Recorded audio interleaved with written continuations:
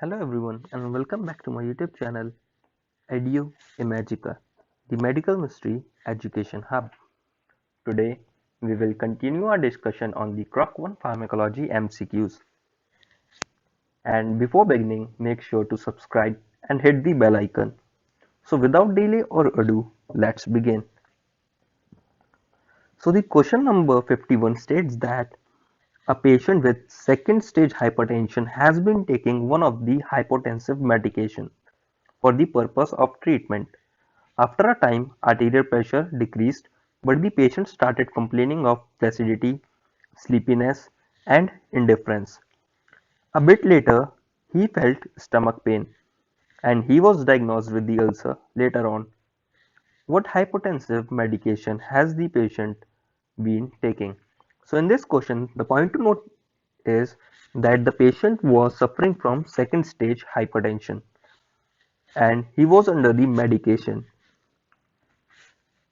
that is the hypotensive medication.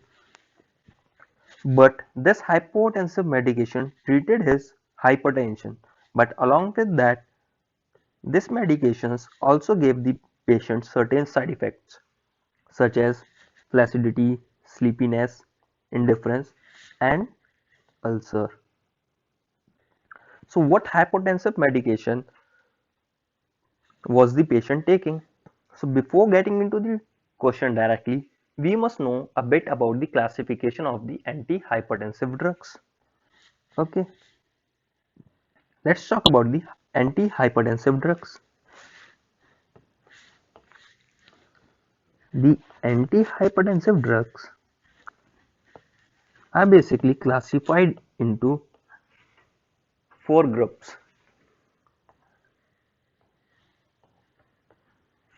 We have the neurotropic agents, we have the neurotropic agents, we also have myotropic vasodilators, we have myotropic vasodilators, we have drug which acts on the renin-angiotensin aldosterone system, drugs acting on RAS, and we have diuretics. Now the neurotropic agents are again further classified into four groups. The very first we have drug which decrease the vasomotor center activity, that is drug decreasing the vasomotor center activity.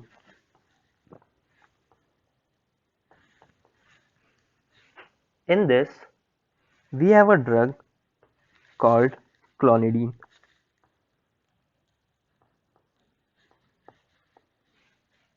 The other group in the neurotropic agent is the anti-adrenergic group. Okay, anti-adrenergic group. In this group we have again four classes. We have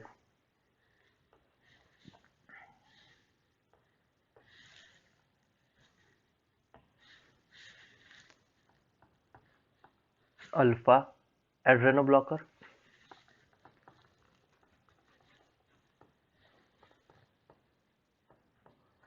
we have beta adrenoblocker,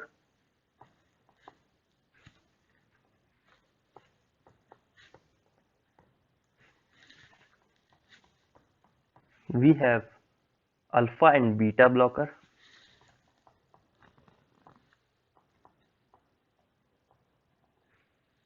and we also have adrenergic neuron blocking drugs, or we can call them as sympatholytics. Sympatholytics. Now, if we talk about certain examples in these drugs, In case of alpha adrenoblockers, we can write prazosin. What we can write? We can write prazosin. In case of beta adrenoblocker, we can write metoprolol.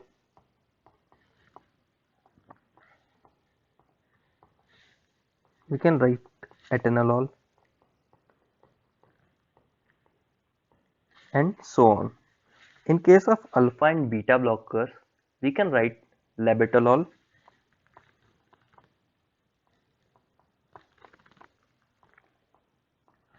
whereas in the sympatholytics, we can write reserpine.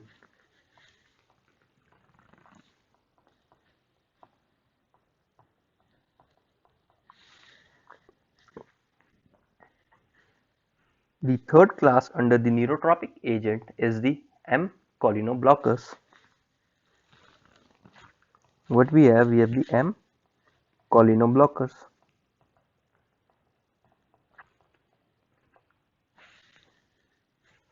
In the M-cholinoblockers, we can write a drug over here, that is platyphylline.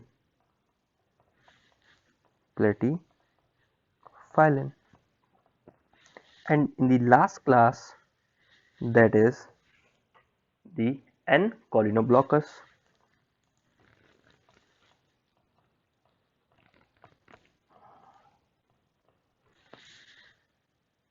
We can write pentamine.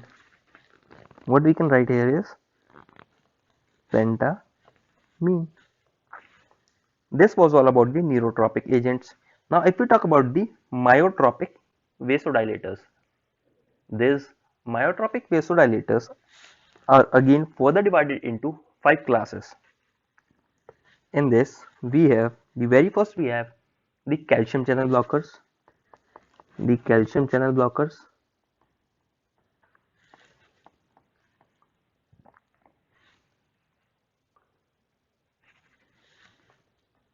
The second we have the magnesium salt.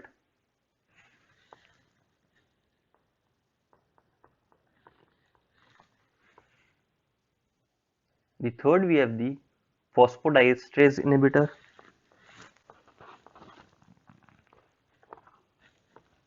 Phosphodiesterase inhibitor.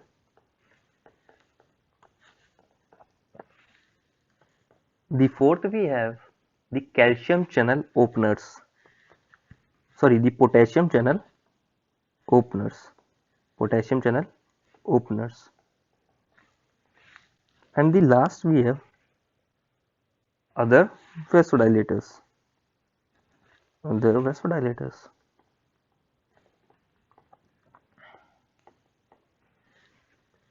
In the calcium channel blockers, we can write two drugs over here. We can write nifedipine,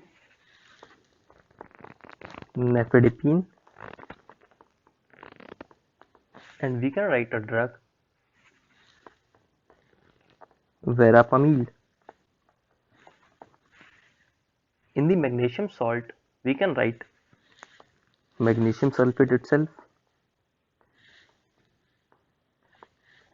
Magnesium sulfate.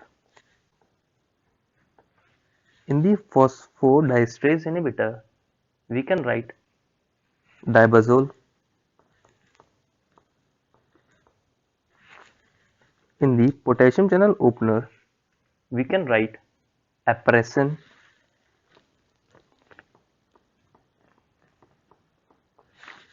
And in the other vasodilators, we can write the we can write the sodium nitroprusside.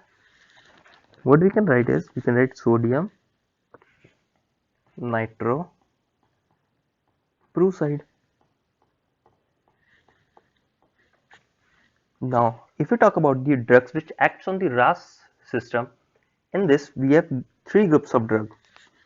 First of all, we have the ACE inhibitor, that is the angiotensinogen converting enzyme inhibitor. The second group we have is the angiotensin 2 blocker. Angiotensin angiotensin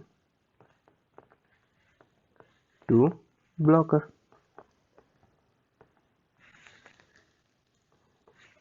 And the last and the third group is the renin inhibitor. Renin inhibitor.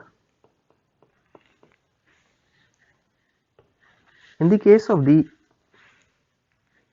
angiotensinogen converting enzyme inhibitor, we can write two drugs over here. We can write the captopril. We can write the captopril, and we can also write as lisinopril. In the case of the angiotensinogen 2 blocker, we can write losartan. In the case of the renin inhibitor, we can write the elacestrant.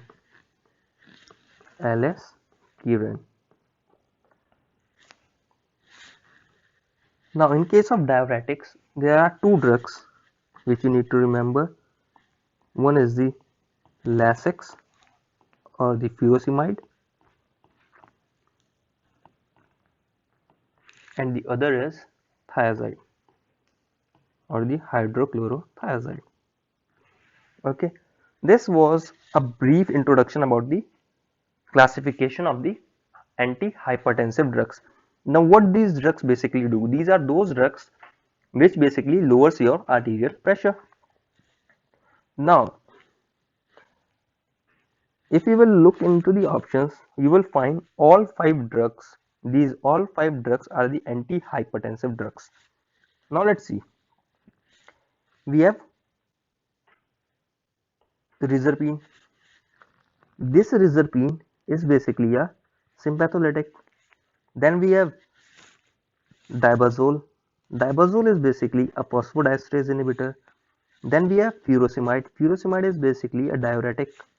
Then we have verapamil. This verapamil is basically the calcium channel blockers. Then we have the captopril. Captopril is basically the angiotensinogen converting enzyme inhibitor. Now, the student can get confused over here that all these 5 drugs belongs to the antihypertensive drugs. So which drug should we choose? So the drug of choice over here will be reserpine. Why reserpine? The reserpine is the drug which basically causes the ulcer. Now, how this reserpine drug cause side effects such as ulcer?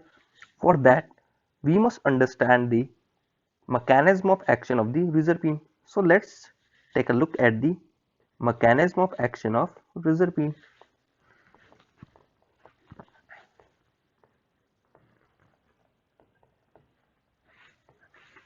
So to understand this, I am drawing basically a presynaptic membrane. Now suppose this is a presynaptic membrane.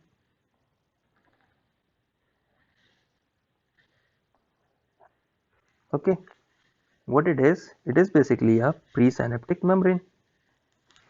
Now inside this presynaptic membrane there are certain vesicles. These vesicles, these are synaptic vesicles. These are synaptic vesicles.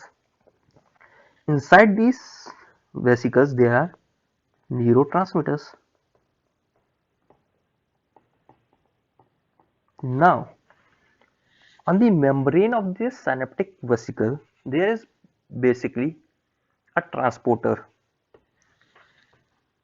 That transporter is known as VMAT or the vesicular monoamine transporter. Now this vesicular monoamine transmitter, what it does, it basically transport the neurotransmitter into the norepinephrine. Now if we talk about the dopamine, okay, in this we have, suppose we have phenylalanine. Now this phenylalanine gets converted into the tyrosine. Now this tyrosine gets converted into DOPA, and this DOPA gets converted into dopamine.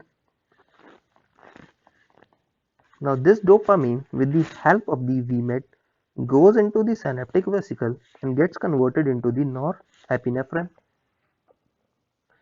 Okay, now what this reserpine does? This reserpine is basically a sympatholytic drug. This reserpine, suppose this is a reserpine drug. This reserpine basically blocks or inhibits the VMAT. When it blocks the VMAT, what it will lead to? This will lead to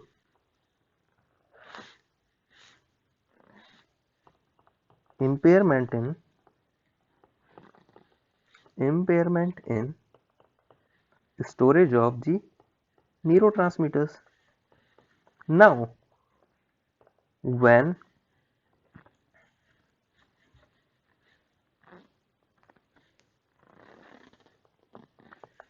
this neurotransmitter will not go inside the vesicle, then this neurotransmitter will also not get released into the synaptic cleft, and when it will not released in the synaptic cleft, then we have the postsynaptic membrane where we have the receptors. Then they will not act on these receptors, and when they will not act on the receptors, so this will cause the inhibition of the neurotransmitters, and when it will cause the inhibition of the neurotransmitters, that will lead to the decrease in the sympathetic nervous system activity. Okay, now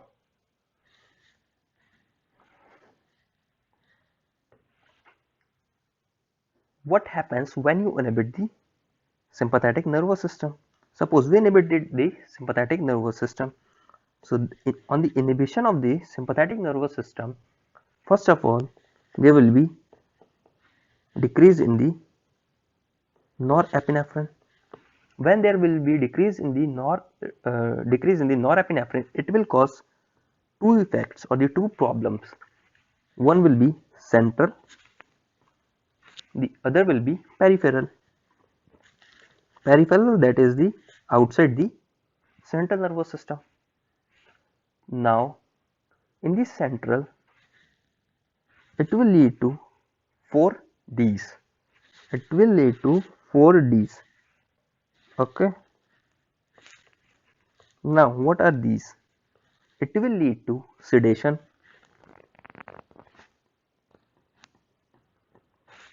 first. Second, it will lead to drowsiness. Third, it will lead to depression. And fourth, it will lead to decrease in the libido. Okay, these are the problems which will occur in the central nervous system. Now in the peripheral nervous system, they will basically block the alpha 1, and when alpha 1 will be blocked or the activity of the alpha 1 will be reduced, then it will lead to the decrease in the blood pressure. Okay, and they will also inhibit the beta 1.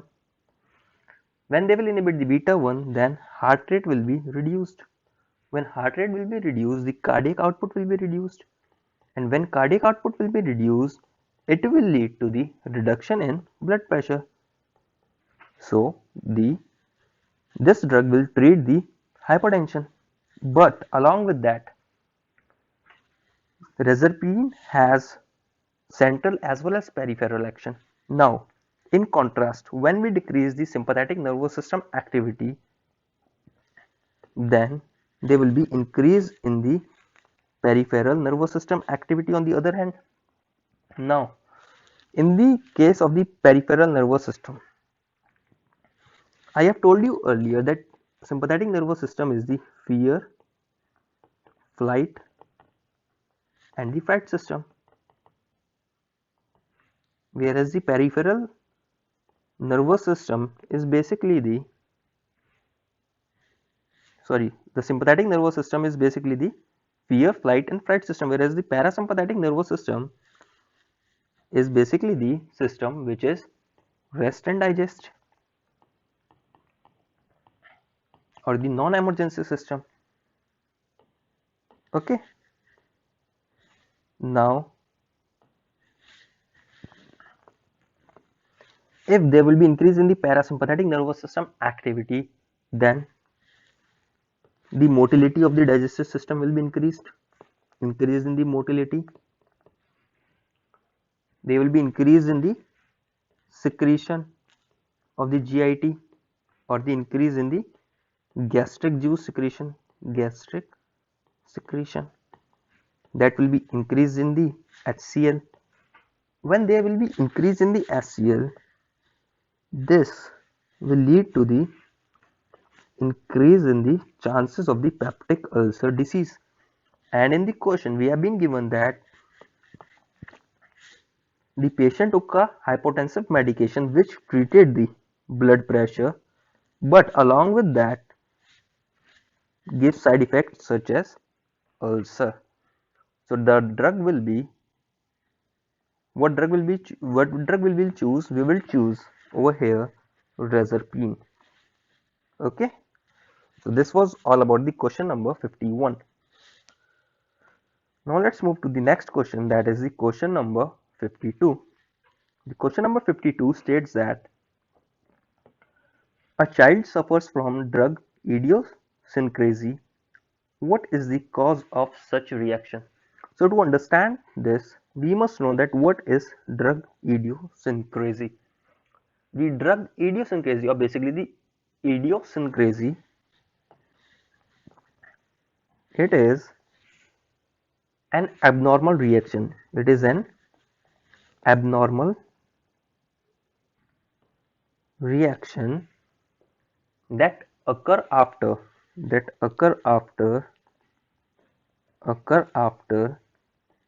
first drug administration.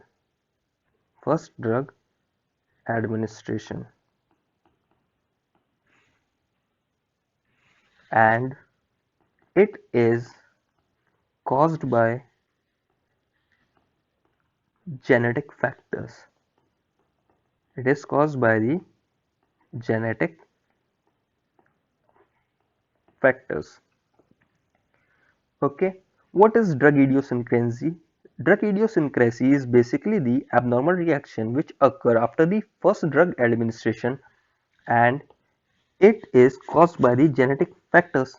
So what would be the genetic factors which cause the idiosyncrasy? It would be the absence of enzymes genetically. So what will be the correct answer over here? It will be hereditary enzymopathy, that is the absence of certain enzymes or the problem in certain enzymes from birth. Now let's move to the next question. The next question is the question number 53. This question states that examination of a 70-year-old patient revealed insulin-dependent diabetes. What drug should be administered? So we have here the insulin-dependent diabetes. So the person is having basically the diabetes. So to understand this, first let's take a look at the anti-diabetic drugs.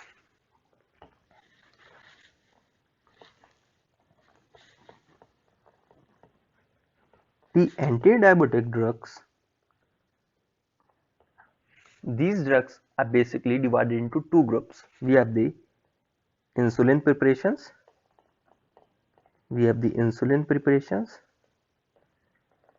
and we have the oral hyperglycemic drugs, oral hypoglycemic drugs, oral hypoglycemic drugs. Now in the case of the insulin preparations, we can give various insulin preparation like the fast acting, short acting, intermediate acting, long acting, ultra long acting, and the combinations. So we can give fast acting.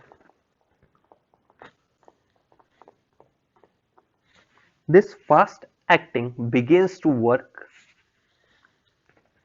within 5 to 15 minutes, and it begins to work within 5 to 15 minutes and work up to or work till 3 to 4 hours. Whereas the next group we have the short acting. This short acting drug or the insulin preparation, this begin to work within 30 minutes, and the action remains until 8 hours, 5 to 8 hours. The third group we have the intermediate acting.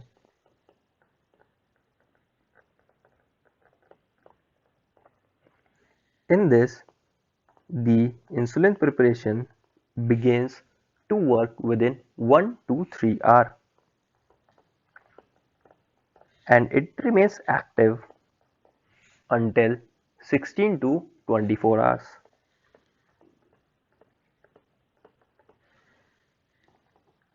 The fourth group we have the long acting. In the long acting group, the insulin preparation begin to work within 1 to 2 hours and remains active for 24 hours.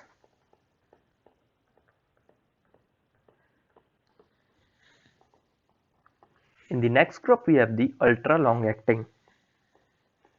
We have the ultra long acting. In this ultra long acting group, the drug begins to work within 30 to 90 minutes. 30 to 90 minutes, and the action remains till more than 24 hours. And in the next group we have the combination of the insulin preparations.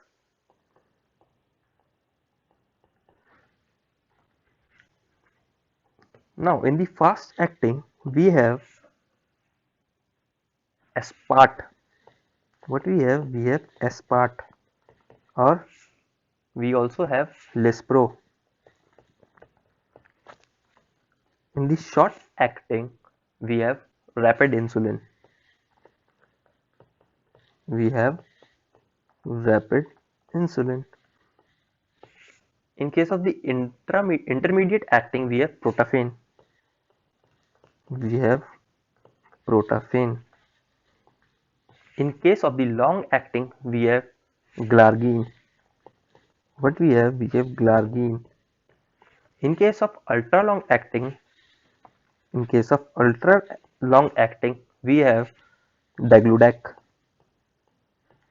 And when we combine the above preparations, we can form preparations such as Novomix. Now, if we talk about the oral hypoglycemic drugs, these are also divided into 5 classes.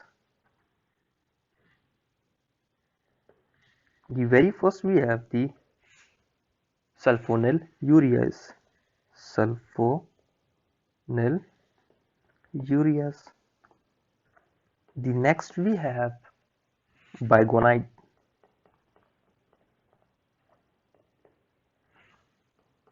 The third is alpha glucosidase. The fourth is glycine, and the last and the fifth is insulin sensitizers.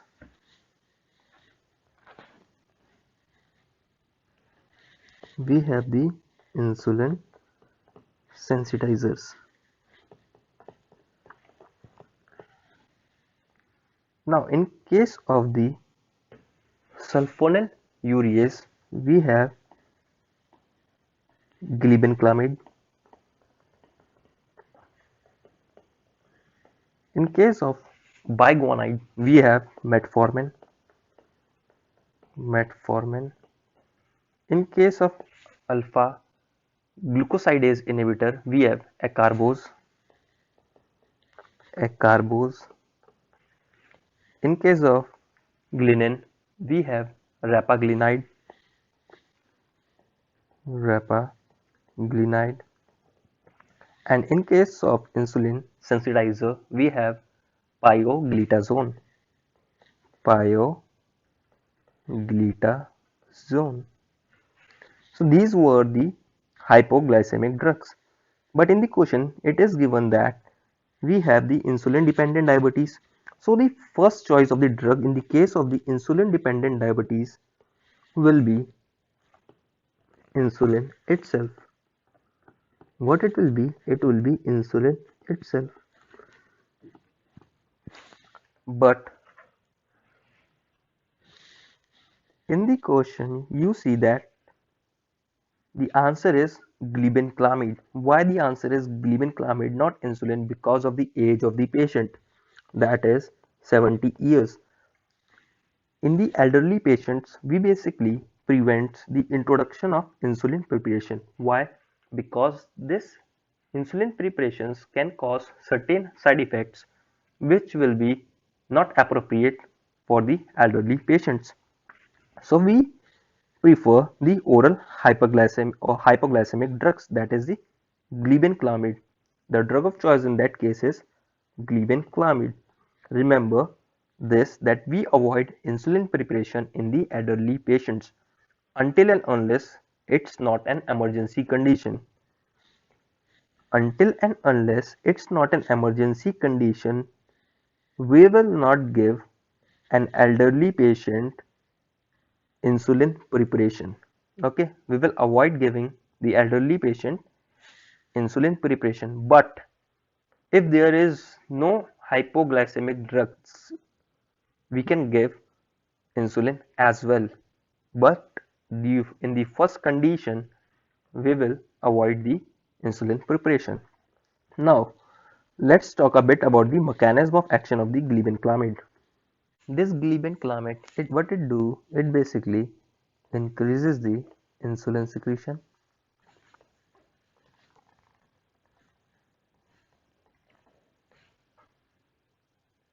It also reduces the plasma glucagon concentration. Reduces the plasma glucagon concentration, and it is responsible for potentiation of insulin action. Responsible for potentiation of insulin action. Now, how exactly does this glibenclamide increases the secretion of insulin? To understand this, you need to understand the mechanism of normal secretion of insulin. So, suppose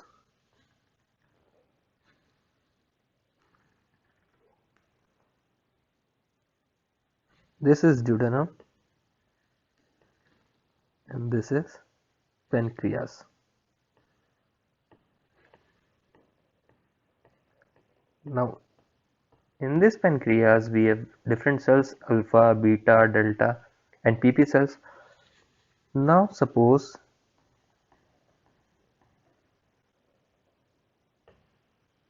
we take a beta cell for study. Now, what it is? It is basically a beta cell. Now, in this beta cell, there are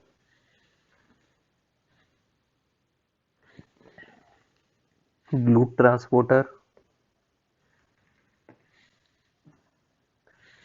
There are also presence of potassium channel, and we also have presence of calcium channel. What it is? It is GLUT transporter. It is ATP sensitive potassium channel, and it is voltage dependent calcium channel. Now what happened is, when we take food, the food gets converted into its simplest form, that is the glucose. Now this glucose enters in the beta cell with the help of the GLUT transporter and gets converted into glucose 6 phosphate. Then it further on metabolizes and gets converted into ATP. Now whenever there is increase in the amount of glucose, there will be increase in the amount of glucose 6 phosphate, and that will lead to the formation of more and more ATP. Now when there is increase in ATP, this ATP sensitive potassium channel, in the presence of increased amount of ATP, gets closed. When this potassium channel gets closed, the efflux, that is the efflux of potassium, is reduced. When the efflux of the potassium is reduced, then it leads to the increase in the concentration of potassium inside the cell. When there is increase in the concentration of potassium inside the cell, it leads to the depolarization, and it acts on the voltage dependent calcium channel. The depolarization leads to the change in voltage, and due to that, voltage dependent calcium channel opens. This voltage dependent calcium channels basically increases the influx of calcium, and when the influx of calcium increases, we have insulin inside the vesicles. These calcium ions basically promotes the vesicle for exocytosis, and insulin is released.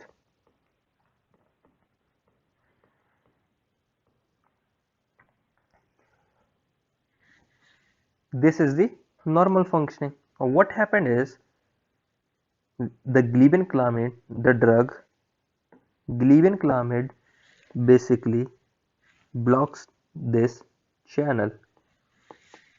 Glibenclamide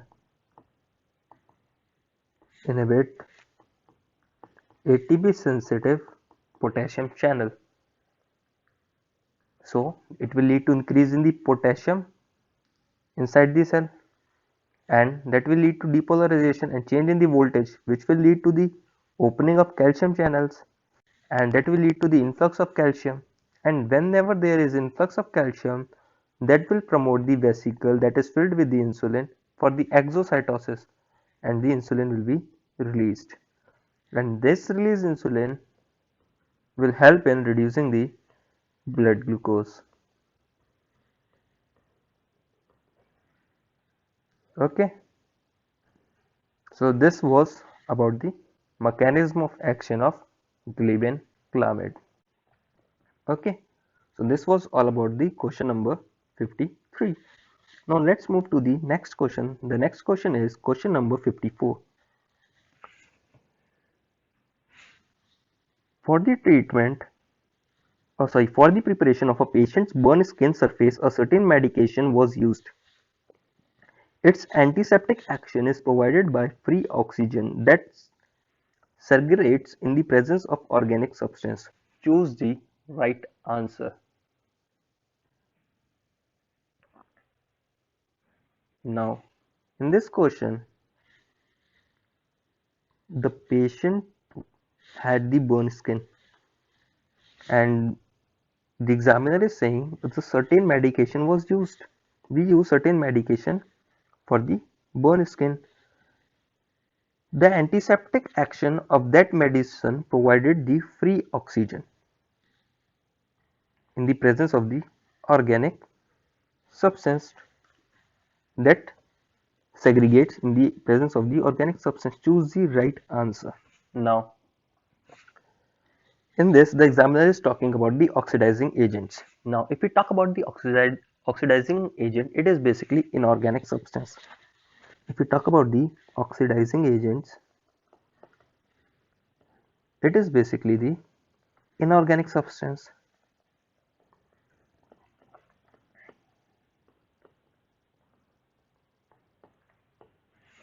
Now, these oxidizing agents includes basically two inorganic substance, that is, we have the hydrogen peroxide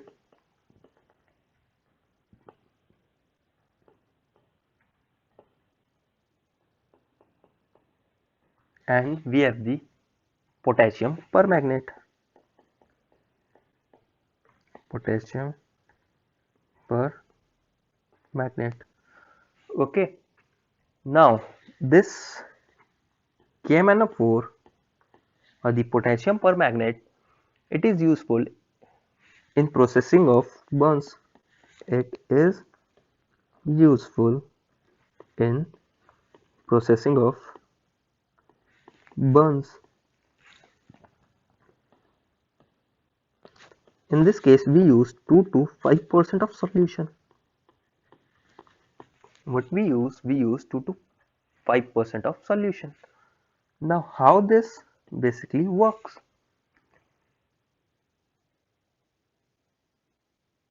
Now, we have KMnO4.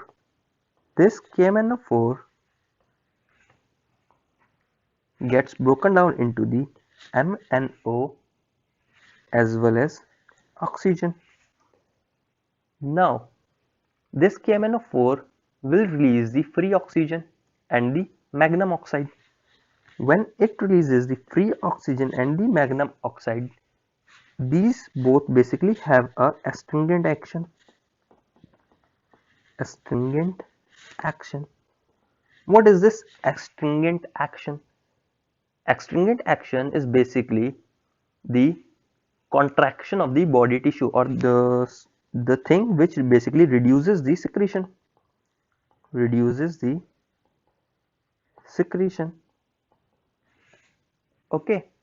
This substance causes the contraction of the body tissue, or it restricts secretion. Now, when this free oxygen is released, that will lead to oxidation of protein in the microbe. Oxidation of protein in the microbe. In microbe. They will also lead to deodorizing action. Deodorizing action. And they also have a antidote action.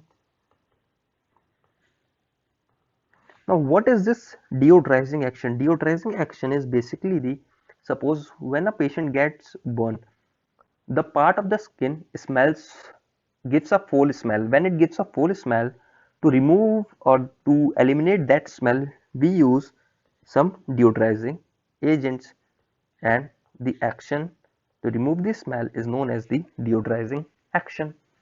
Okay, so this was all about the question number 54. Now let's move to the next question, question number 55.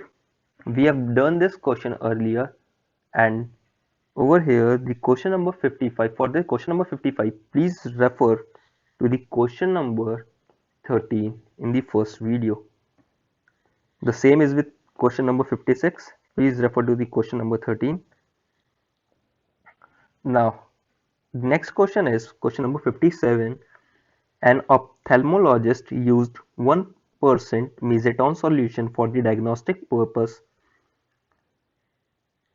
that is the pupil dilation for eye ground examination. What is the cause of mydriasis induced by the drug?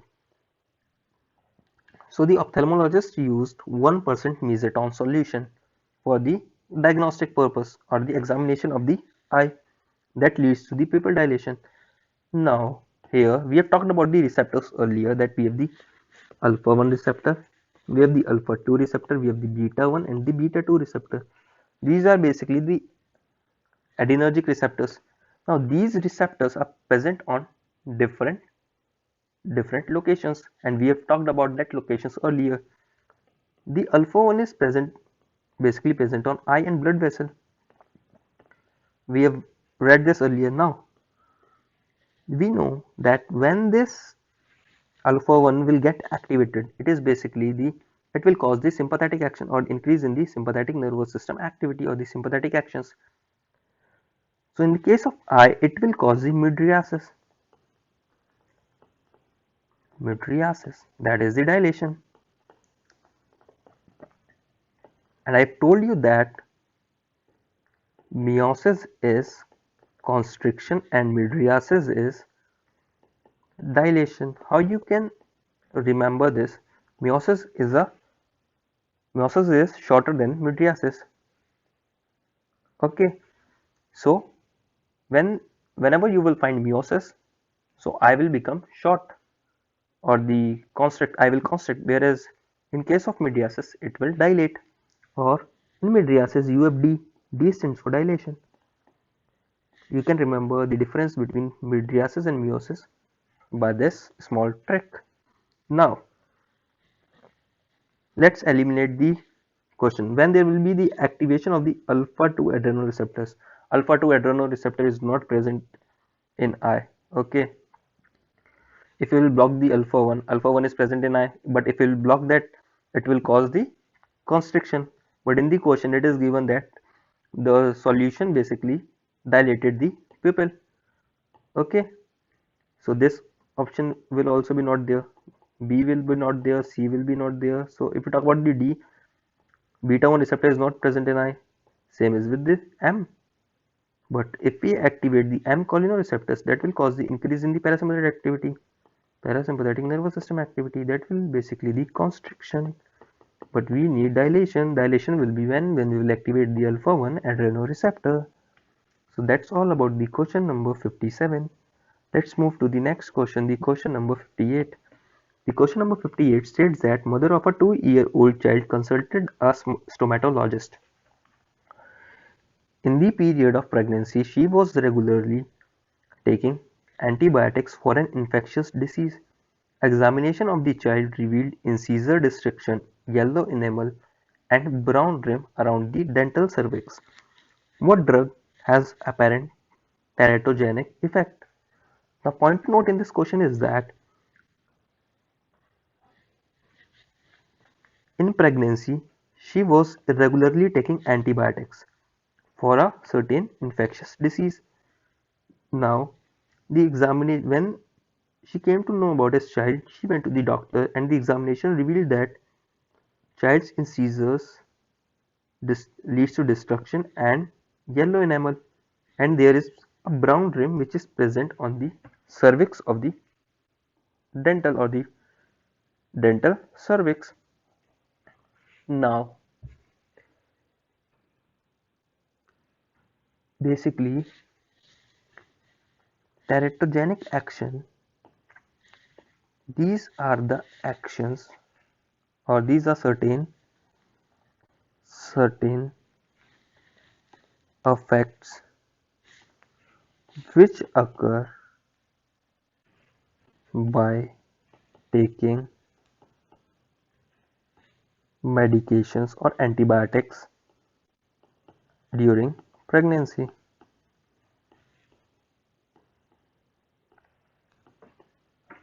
Okay, now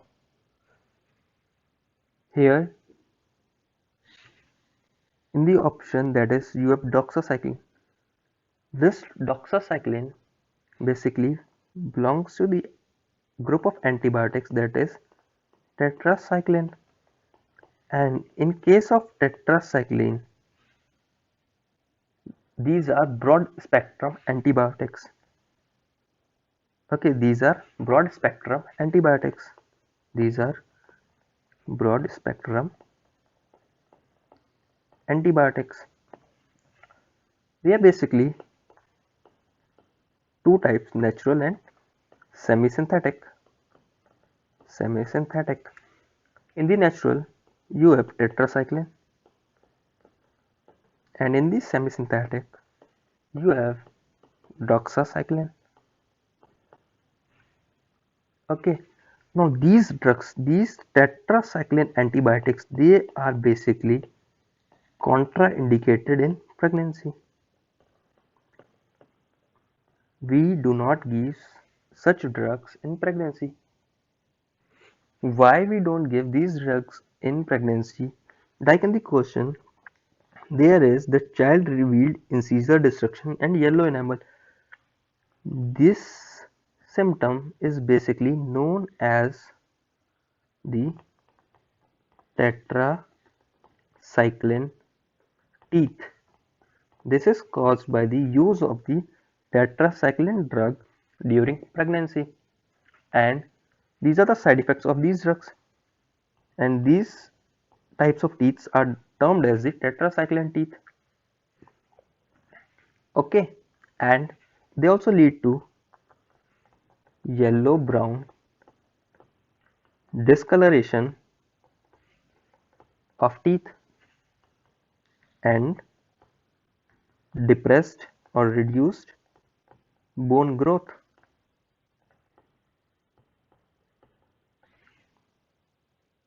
Okay, what they lead to? They lead to depressed in the bone growth. So in this question we understand that child revealed incisor destruction and the woman was taking certain antibiotic in pregnancy. So the characters which are shown in the question, these all are the symptoms which form a particular term, that is the tetracycline teeth. This is basically caused by the teratogenic action of the tetracycline antibiotic, and this antibiotic is contraindicated in pregnancy. Okay, so this was all about this question. Now let's move to the next question. The question number 59. Question number 59 states that a 36-year-old man has a craniocerebral trauma, objectively diminished breath sounds, thready pulse, no reflex. What way of paracetam introduction will be most appropriate in this case? Now, in this question, we have a craniocerebral trauma. That is, the patient is having diminished breath sounds, thready pulse, no reflex. What way of paracetam introduction will be most appropriate? So in this case, this is an emergency case or the emergency condition. In the emergency condition, we will choose a route of administration in which the bioavailability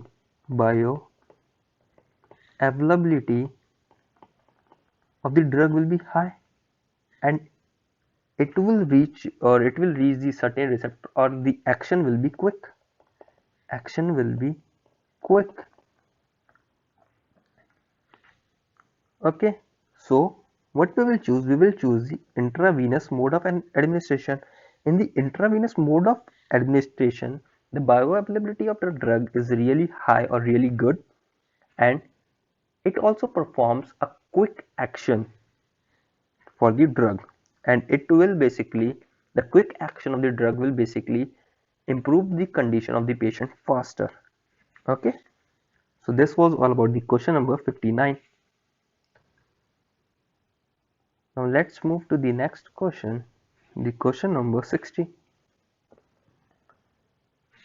The question number 60 says that a patient complaining of rapid pulse, dyspnea, and bluish color of mucus has been admitted to the cardiological department. The objective symptoms are as follows: edema of the lower extremities, ascites. Which of the given medicines should be prescribed for the intravenous administration to improve the patient's general state. Okay.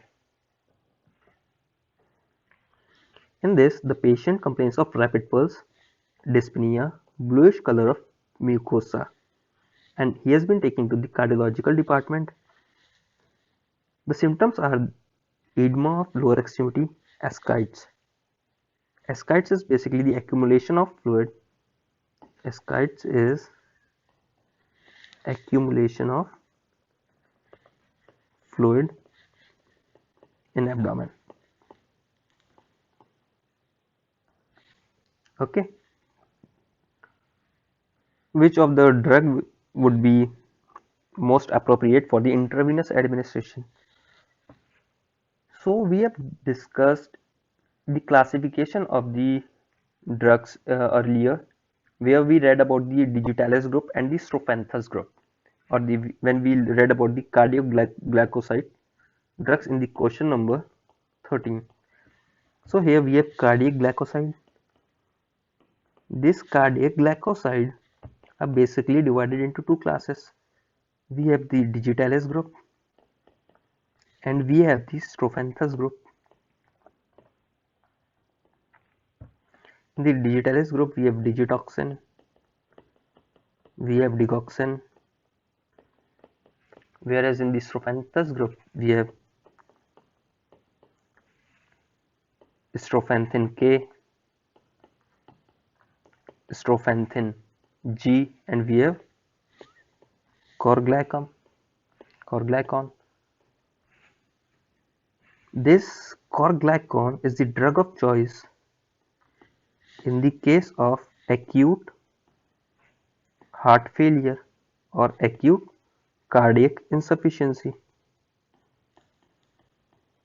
And there is a question also in CROC. Corglycon is a drug of choice in case of the acute heart failure, and in the case of the chronic we have digoxin or the digitoxin. Now this corglycon drug, it has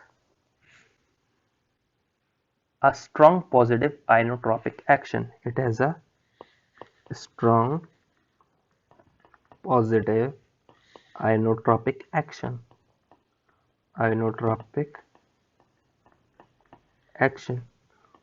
What is a positive inotropic action? In this condition, there is increase in the force of systole and also increase in the myocardial tone. Okay.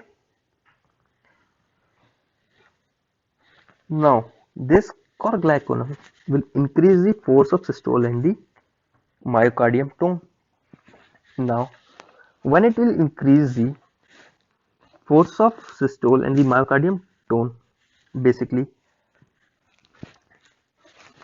it will increase the flow of blood. Now in the question it was given that we have rapid pulse, dyspnea and bluish color of mucosa, and it has been admitted to the cardiological department. This is basically the emergency condition. Okay, this is an emergency condition or acute condition. So for this condition we use a drug that is corglycon. Okay, now let's move to the next question. Question number 61. The question number 61 states that a patient suffering from initial hypertension has been taking an antihypertensive preparation for a long time. Suddenly he stopped taking this preparation. After this, his condition grew worse. This led to development of hypertensive crisis. This by effect can be classified as, so the patient was having hypertension and he was taking antihypertensive preparation for a long time. Now suddenly he stopped taking this preparation, and after that his condition grew worse. What would it be? Now suppose you are taking a certain drug, or you are following a same schedule from a long time. So if we will stop that schedule right away, it will lead to certain impairment in your physiological activity. Suppose a man is taking alcohol daily for a long time. Okay, now suddenly you stop giving him alcohol. When there will be no alcohol, his body will show certain pathological conditions. Why? Because his body had become habitual to that. Okay, so if he will stop taking that drug suddenly, it will lead to the abstinence syndrome.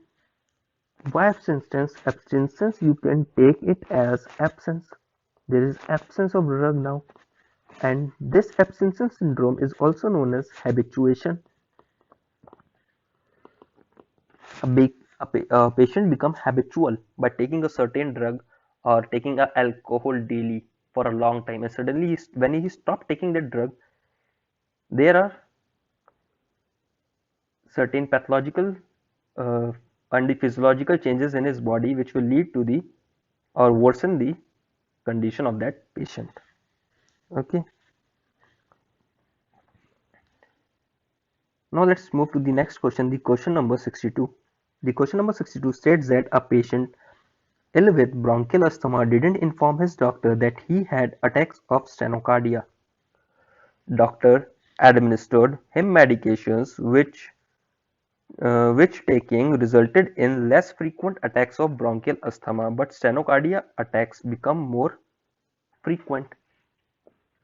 Okay, what medications was administered? So in this case,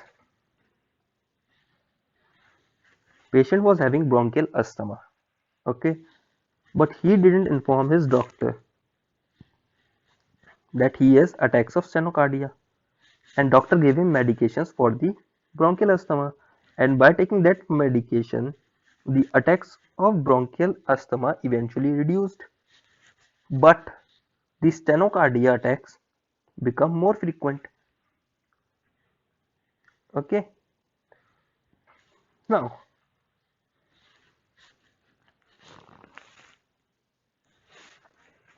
these symptoms like bronchial asthma, patient was having bronchial asthma as well as he was having stenocardia cardia attack. Now he told his doctor only about his condition, that is bronchial asthma. He didn't told his doctor about the stenocardia attacks. So doctor prescribed him medication for the bronchial asthma only. But during taking that medication, bronchial asthma got or the attack of the bronchial asthma got reduced, but the stenocardia attacks become more frequent or increased. Why this happened? So basically, from the below drugs, we can go for ezerdrine. Why ezerdrine? This ezerdrine is basically a analog of epinephrine. What it is basically a analog of epinephrine. Okay, and it is a beta sympathomimetic. It is a beta sympathomimetic that's basically that basically acts on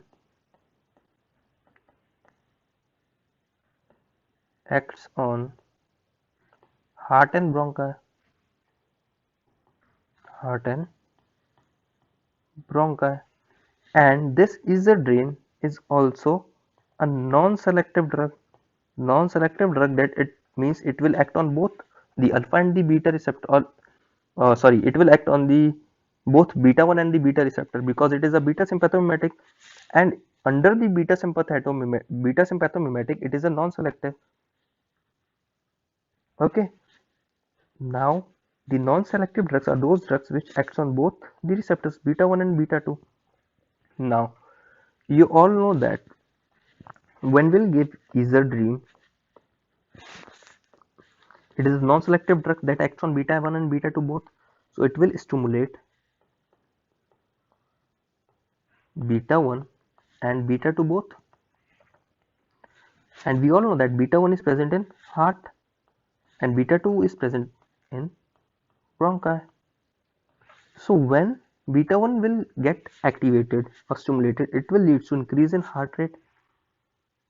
And in case of the beta 2 stimulation, it will lead to the bronchodilation. It will lead to bronchodilation. When it will lead to bronchodilation, it will reduce the bronchial asthma. But when the heart rate will be increased, the force of contraction of heart will be increased. So it will lead to the increase in oxygen demand. So it will lead to the angina symptoms, angina symptoms, or the stenocardia attacks, and it will worsen the health of the heart of the patient. So what drug will be? It will be Izardrine. Why Izardrine? Because Izardrine is a non-selective beta sympathomimetic drug that basically acts on both the beta 1 and the beta 2 receptors. And we all know that beta 1 receptors are localized in heart, whereas beta 2 are localized in bronchi. Now when beta 1 will be stimulated, it will lead to increase in the heart rate, that is the increase in the force of contraction. And when there will be force of contraction, there will be increase in the oxygen demand, and it will eventually leads to the frequent stenocardia attacks. Now let's move to the next question, the question number 63. The question number 63 states that a patient who has been suffering from cardiac insufficiency for several months has been taking digoxin on an outpatient basis. At a certain stage of treatment, there appeared symptoms of drug overdose. What phenomenon underlies the development of this complication? So in the question, we have the patient was suffering from cardiac insufficiency and he is taking digoxin. At a certain stage of treatment, the patient got the symptoms of drug overdose. So what is the phenomena that leads to the development of the certain complication? So basically, whenever there is a drug overdose, so to understand this, let's take, suppose this is a beaker. Okay, we are filling the beaker with water on a constant rate. At a certain point, this beaker will be fully filled with water, and we can say that this is overfilled. Overfilled. Why it is overfilled? It is overfilled because there is certain amount of water. There is water inside which we were pouring at a constant rate. Now, in case of the overdose of the drug in human body, what happens is we have overdose means there is certainly a certain amount of drug in the body. There is increase in the drug in the body. Whenever there is increase in the drug in the body, it will be overdose. Why it will be overdose? Because this drug would be accumulated in the body, same like the water. Here the water is getting accumulated, that's why the water leads to the overfilled of the basically the beaker. Now here the drug will be increased. When the drug will be increased, why the drug is increased? The drug is increased why the drug causes the overdose. Why it causes the overdose? Because it starts to accumulate at a constant rate. When the accumulation reaches the certain point where the body uh, physiological condition or the state become altered, it leads to the overdose of the drug.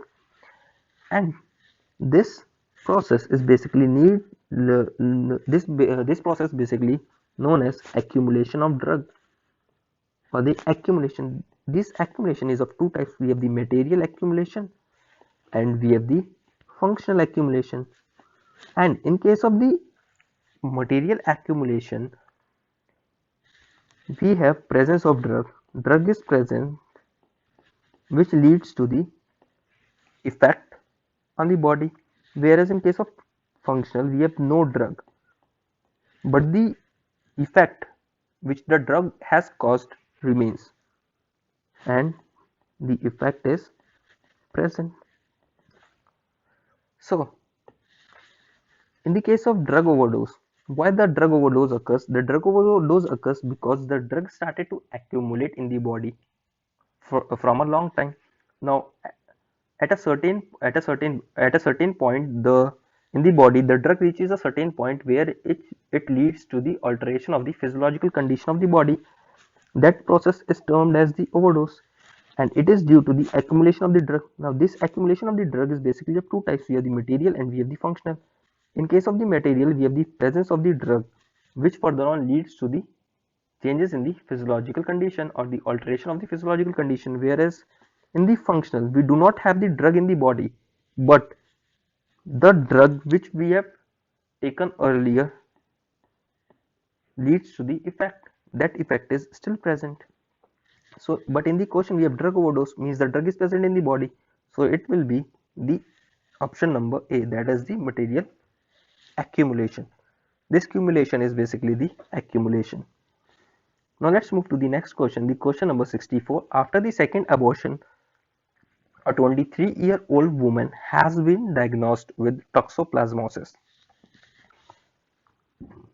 What drug should be used for toxoplasmosis treatment? Now, before getting into the question directly, first of all, let me tell you that there is a test for Torch syndrome in a pregnant woman. This is basically to avoid the abortion or the to avoid the irregular growth of the baby. This is basically the test for toxoplasm, T for toxoplasm, O for other virus. The other virus can be hepatitis B, R for rubella, C for cytomegalovirus, and H for herpes simplex. Okay, during a pregnancy, we have tests for TORCH for these of the following infectious diseases, okay, to prevent the abortion or the improper growth of the fetus or the baby.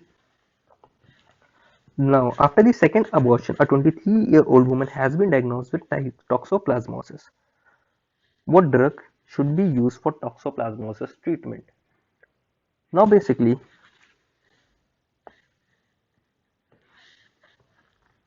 this toxoplasmosis is basically caused by a microscopic parasite, that is Toxoplasma gondii. That is Toxoplasma gondii. This Toxoplasma gondii can live inside the cell of humans and animals. Can live inside cell of human and animals.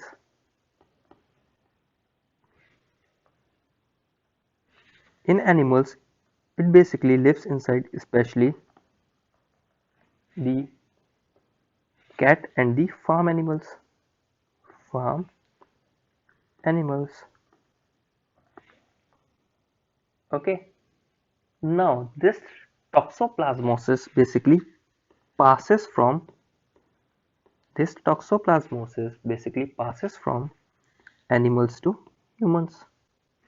Animals to humans. So we can say that transmission of the toxoplasmosis is from the animals to humans. Sometimes it can also remain inside the body without showing certain symptoms. So the toxoplasmosis infection in people, it basically forms in three basic patterns. The toxoplasmosis infection in human toxoplasmosis infection in human basically forms in three patterns. The first pattern is that it is congenital toxoplasmosis. It is congenital toxoplasmosis. This congenital toxoplasmosis is that toxoplasmosis in which child become infected before birth. The second pattern is that toxoplasmosis in the healthy kids. Okay, toxoplasmosis plasmosis in healthy kids. Healthy kids.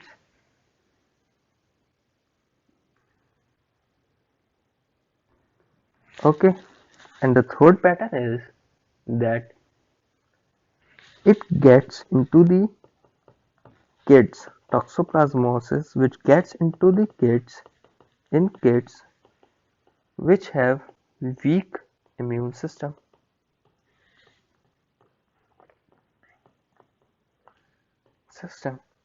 I've told you earlier that for to avoiding these conditions we use a certain test, that is torch. T for toxoplasma, O for other, R for rubella, C for cytomegalovirus, H for herpes. Now, this toxoplasmosis can be treated by certain medications. Okay, treatment is by the drug of choice is cotrimazole. Cotrimazole. We have pyrimethamine, which is an anti-malaria agent, and we have sulfonamides. These two drugs are given in combination usually. Okay. Now in the option we have cotrimazole. So the answer will be cotrimazole. Or you can remember this question directly also, that the drug of choice in the case of the toxoplasmosis is cotrimazole. Now let's move to the next question, the question number 65.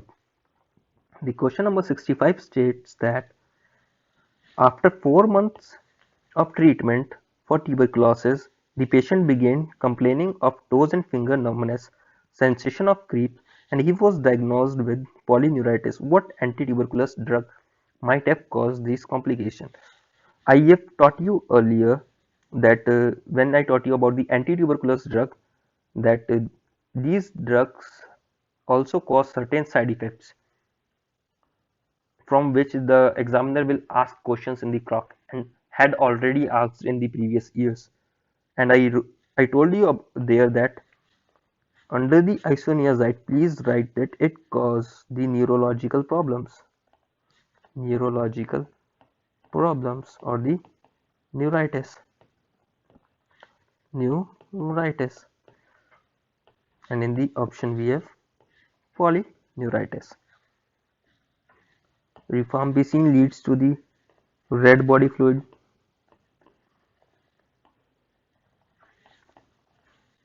Okay. Now let's see the next question. The next question is question number 66. A patient suffers from vision impairment, hemeropathy, that is night blindness. What vitamin preparation should be administered to the patient in order to restore his vision? This is a very simple question. In this Patient is suffering from night blindness. So retinol acetate is an alternate name for vitamin A. So this question is also over. Now let's move to the next question, the question number 67. The question number 67 states that a patient suffers from severe post-operative Pseudomonas infection. What of the following antibiotics should be administered in this case? In this question, the patient is suffering from severe post-operative Pseudomonas infection. And here in this question, it is that what of the following antibiotic would be administered in this case? So basically, for the Pseudomonas infection, for the Pseudomonas infection, we use drug that is aminoglycoside. Aminoglycosides. These are basically the antibiotics and they are classified into three generations. These aminoglycosides are classified into three generations. We have the first generation, we have the second generation, and we have the third generation. In the first generation, we have streptomycin, in the and also we have neomycin. We can also write kanamycin over here, kanamycin. In case of second generation, we have gentamicin, whereas in case of third generation, we have amikacin or the amikacin sulfate. Okay. Now, these aminoglycosides have a wide range of mechanism of action, or because it basically shows the broad spectrum of antibacterial action. Okay, so it is basically provided in the case of the Pseudomonas infection. Now let's talk about the mechanism of action of these drugs. Now these aminoglycosides basically binds to 30S subunit of bacterial ribosome, and they bind irreversibly to the subunits. Okay, now after that, when they bind irreversibly to the 30S ribosomal unit or subunit of the ribosome, it prevents the formation of an initiation complex with the messenger RNA. What it leads to? It leads to the prevention of formation of initiation complex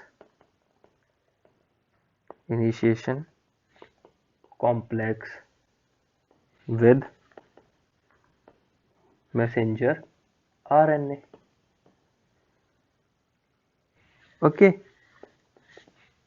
After that, this further reduced the rejection rate for tRNA that are near the matches for the codons. Okay, and that leads to the misreading of the codons or the premature termination of protein synthesis. They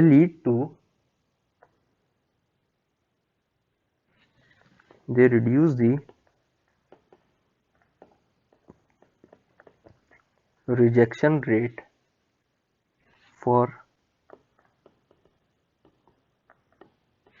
tRNA that are near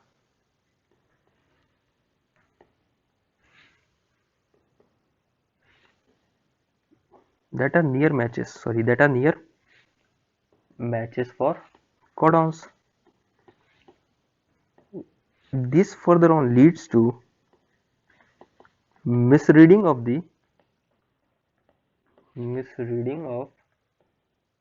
codons, and that will lead to premature termination of protein synthesis. So we can say that aminoglycoside inhibits the protein synthesis.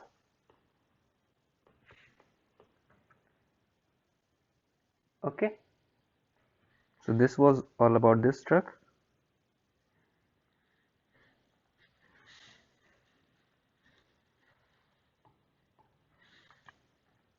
Now let's move to the next question, the question number 68. The question number 68 states that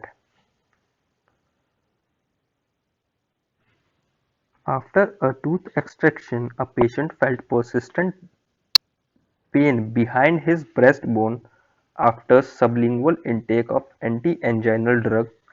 The pain behind the breastbone disappeared, but the patient complained of headache and dizziness. What drug are these properties typical for? Okay, now here in the question we have that after tooth extraction, a patient felt persistent pain behind the breastbone. The pain behind the breastbone is a typical character for the angina or the heart attack. Okay, and after sublingual intake of an anti-anginal drug, the pain behind the breastbone disappeared, but the patient complains of headache and dizziness. What drug these properties typical for? So basically, let's talk about the first of all anti-anginal drugs. Anti-anginal drugs. The anti-anginal drugs are classified into four groups. First of all, we have the drugs that reduces the oxygen demand of myocardium. Oxygen demand of myocardium and increases the oxygen supply. Okay. The next group we have the drug that decrease oxygen demand of myocardium. Okay. The drug decreases the oxygen demand of myocardium. The third group we have the drug that increases the oxygen supply.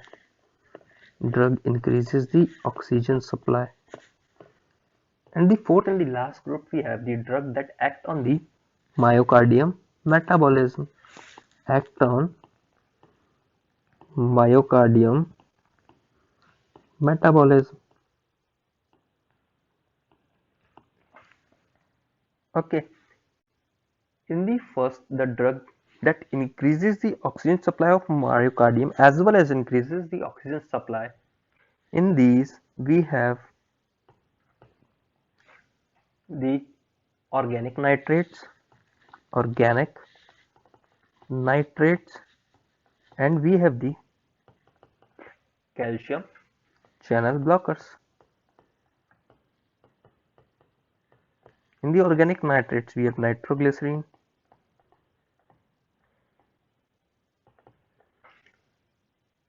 and we have Sustac forte, Sustac. Whereas in case of the calcium channel blockers, we have amlodipine,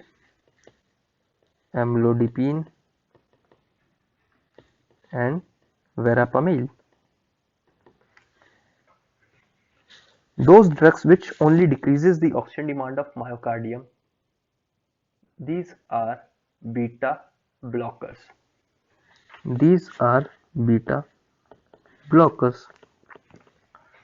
In this we have propranolol, atenolol. We also have metoprolol. All those drugs which is ending lol belongs to the beta blockers. Okay. Now we have drugs that basically increases the oxygen supply, that only increases the oxygen supply. So in this case we have drug that have myotropic action, drug that have myotropic action. Okay, and we have the substance of the reflexive mechanism of action, and we have substance for the reflexive mechanism of action. In the case of the myotropic action, we have drugs such as papaverine, whereas in case of the reflexive mechanism of action, we have validolum, validolum, and the drugs which acts on the myocardium metabolism, we have tocopherol acetate. In this we have tocopherol acetate.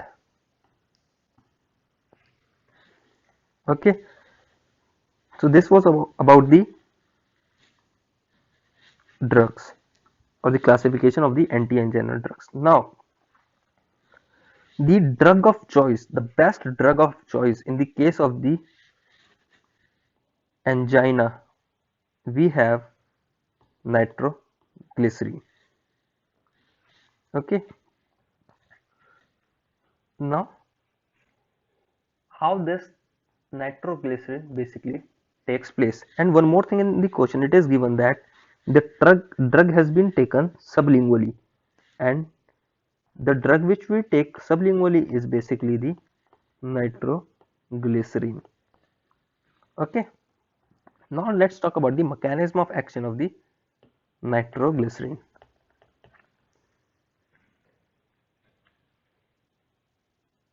This nitroglycerin basically have nitrate. What it has, it basically have nitrate, that is NO2. Okay, now this nitrate transformed into the nitrous oxide. It gets transformed into the nitrous oxide, that is NO. And this nitrous oxide or NO is basically a EDRF. What is EDRF? EDRF is basically the endogenous endothelium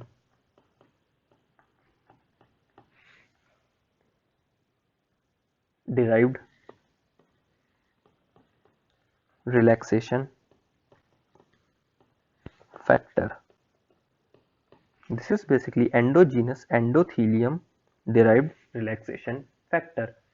Now these nitrous oxide basically binds to the nitrate receptor. When it binds to the nitrate receptor, it results in the activation of the guanylate cyclase. It leads to the activation of guanylate cyclase. This guanylate cyclase leads to increase in the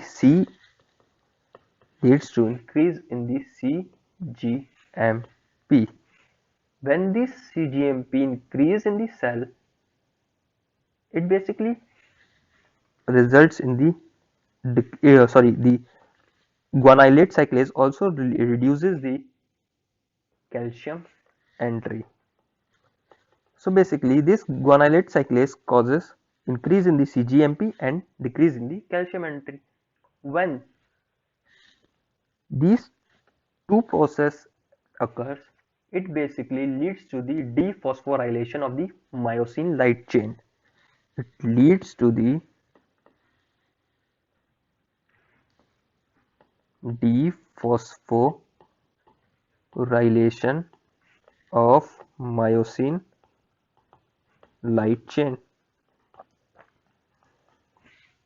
Okay, and which further on leads to the relaxation of the vascular smooth muscles, leads to the relaxation of vascular smooth muscles. Okay, this was the mechanism of action of the nitroglycerin. Now, in the question we have that while taking the nitroglycerin, it also causes the headache. So why? Because nitroglycerin leads to vasodilation, and when it leads to the vasodilation, it has two effects. It has good effect as well as it have bad effect. The good effect is that it treats the angina, whereas the bad effect is that it leads to the decrease in the blood pressure. The decrease in the blood pressure leads to dizziness, and when the vasodilation occurs, it also causes the headache in the central nervous system. So this was all about the question number 68. Now let's move to the question number 69. The question number 69 states that a patient with fracture of his lower jaw was admitted to the maxillofacial department. Okay, it was decided to fix his bone surgically under anesthetic. After intravenous introduction of muscle relaxant, there arose short fibrillar contraction of the patient's facial muscles. What muscle relaxant was applied? So in the question we have fracture of his lower jaw, and the patient went to the maxillofacial department. Now the doctor decided to fix his bones surgically under anesthetics after introduction of the muscle relaxant, because before beginning the surgery the doctor must give patient muscle relaxant so that his muscle doesn't cause problem during the surgery. And there arose short fibrillar contraction of the patient's facial muscles. What muscle relaxant was applied? So for the muscle relaxant, remember that during surgery the most famous muscle relaxant we use is diethylenum chloride. For the mechanism of action and the certain treatment for this, or the overdose of the diethylenum, for the treatment of the overdose of the diethylenum, for the mechanism of action of the diethylenum, please visit or refer the question number 3 in the very first video. Okay, now let's move to the next question, that is, an elderly patient has chronic constipation induced by large intestine hypotonia. What drug should be administered? So the patient has chronic constipation that is caused by the large intestine hypotonia. So what is basically hypotonia? Hypotonia is basically the decrease in the muscle tone. When there will be decrease in the muscle tone, there will be decrease in the peristalsis. And when there will be decrease in the peristalsis, it will lead to constipation. Okay. Now, for these treatment of the constipation, we use laxatives. We use the drugs which basically increases the motility of the intestine. Okay, and the drugs which basically increases the motility of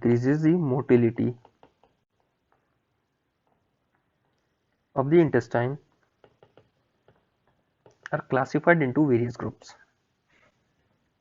We have basically two major groups. We have agents which increases the intestinal motility,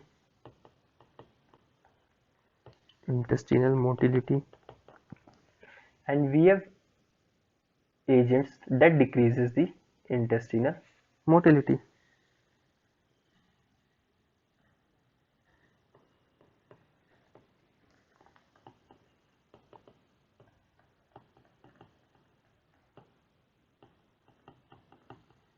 So this classification we can write basically the classification which alter motility of the intestine. We have agents that increases the motility and we have agents that decreases the motility. See, in the case of constipation, the patient is having hypotonia. Hypotonia is basically the decrease in the motility. So we need to increase the motility. So we will use the drugs which belongs to this class. So this class basically contains laxatives and purgatives. So in this, it contains bulk laxatives, irritant laxative, and lubricant laxative. In the bulk laxative, they basically have the osmotic purgatives. They have osmotic purgatives and they have bulk forming agents and they have bulk forming agents. In the irritant, they have castor oil,